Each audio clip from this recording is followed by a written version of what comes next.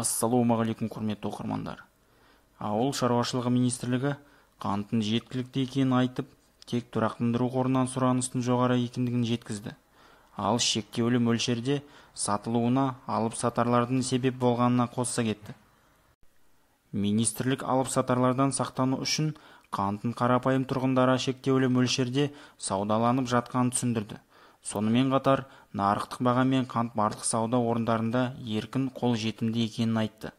Ведомство отандық қант зауыттарында тәтті тұқым өндірісі үздіксіз жүзеге асырылып жатқанын атап өтті.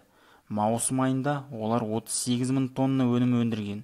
Облыс әкімдерінің мәліметінше, республикадағы қант қоры 26 мың тоннадан асады.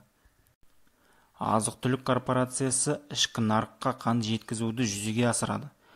Өңірлерге қант жеткізуді жедел ұйымдастыру мақсатында министрлік мүдделі тараптармен бірлесіп Қазақстан аумағы бойынша темір жол көлігі мен ақ қанттың, шикі құрақ қантының жүктерін кедергісіз өткізуді жүзеге асырады, деді министрліктің баспасөз хатшысы Дамир Егізбеев.